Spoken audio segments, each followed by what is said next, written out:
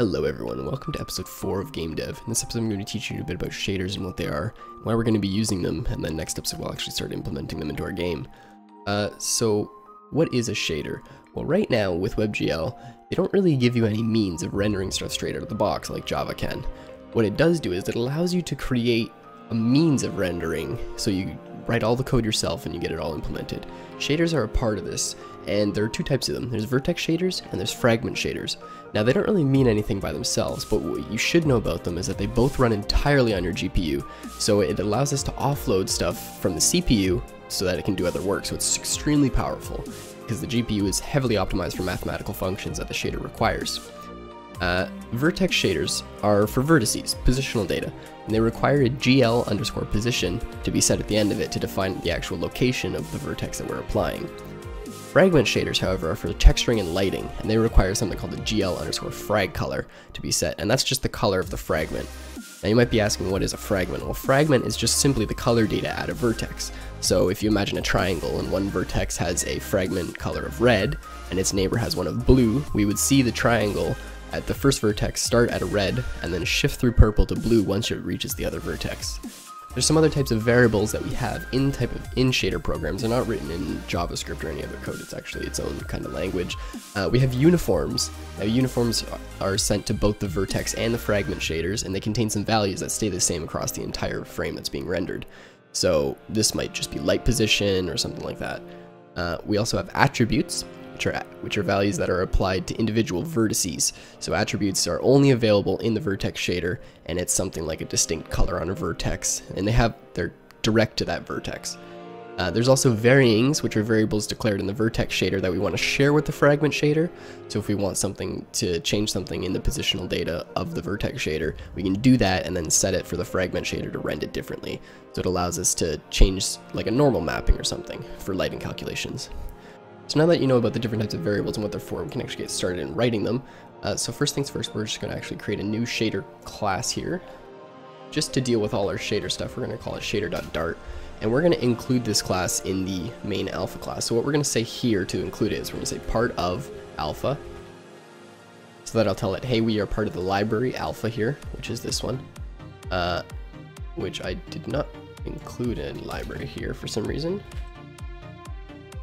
I'm going to make it a library. I didn't actually know why I didn't do that first episode, but this just allows us to keep all the code together, and it'll say that kind of like a definitive, kind of like a package. What we're also going to need to do here is we're going to say that we need to include it. So we're going to say part shader dart here, and then that will include this class, so we can use anything in this class. I also want to take this GL context, and I want to make it a global variable here, so that we're able to access it directly in the shader class, because we're going to be using it quite a bit. So we need to have it over there as well. So now let's get into the actual shader. First things first, we're going to create a new class. Okay. And now the first thing about a shader is we need a program. Because this program, we can have multiple different programs, but each shader is going to have its own program. We're going to say GL.program, and we're just going to call it program. We're going to localize this to the shader because it's going to be specific to the shader, so we might want to only use it for this one. We might have multiple different shaders. We'll see. Next, we're going to need a constructor to actually set the data. So we're going to say string vertex shader source and string fragment shader source. So this is actually just going to be the actual source code for the vertex shader and the fragment shader, and we'll just pass it directly into the shader here. Now we're going to need some variables here. So we'll just have it compile the vertex shader for us. So we'll create a function called compile, because we will need this multiple times. We're going to pass it the vertex shader source, and then we're also going to pass it the type of shader that we're using, and this one is a vertex shader, so GL_vertex shader. Cannot type today. Okay, so that's going to compile us a vertex shader, and we'll do the same thing for a fragment shader. So shader, and just bring that here, fragment shader. Okay. Next up, what we're going to need to do is we're actually going to need to link it to the program, because this variable isn't set yet. So we need to say program is equal to link, and we will link the vertex shader and the fragment shader. Okay, now we need to start creating these functions. But first we'll create the compile function. Now this function will actually return the shader, so we got to do gl_shader. We're going to say compile. So it takes the source, and takes an int type.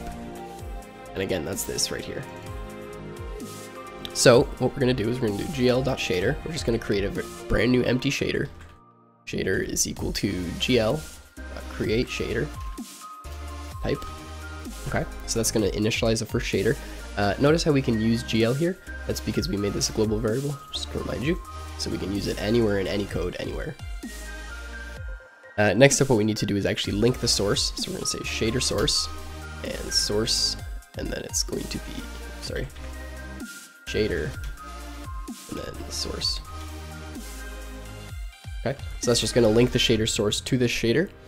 Next up, what we need to do is compile it. So gl compile shader. The bad thing about shaders is they're not very error friendly. So with your errors, you really got to be careful about what you're looking at.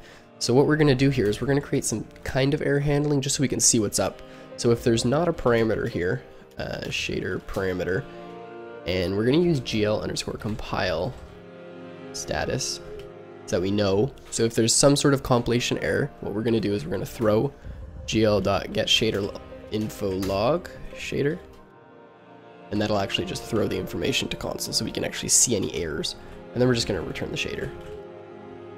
Okay, so that's going to compile both these shaders for us and put them into these variables, and now we just need this link function, which returns a gl.program. So let's just do that, gl.program link, and it's going to take a gl.shader vertex, gl.shader fragment. Okay, so in this link, what we need to do is we need to again create an empty variable here. So create a program, gl.create program. Now we actually need to attach the shaders to the program here. So gl.attach shader to a program, and we're going to do vertex and gl.attach shader program and fragment. So now it has both the information of those shaders here, and we're actually just going to link it here. Okay. Now again, error logs, we don't know about them, so we need to see. So we'll say gl.get program parameter, program, and then gl.link status to see if the link's effective, and then if not, throw gl.get program info log program. So again, quick recap what we're doing. We're creating an empty program here. We're going to attach the two shaders to the program, and then we're going to link the program and compile. This is kind of like compiling it. So we're going to get it set up. And then if there's any errors, we're going to throw them out. Otherwise, return the program. So that's all that. And we're just going to create a utility function here. I'm going to call it use. And this is just going to use the current shader. So we can just call a shader and then call .use. So this is just going to use it for OpenGL or WebGL. Okay, super simple.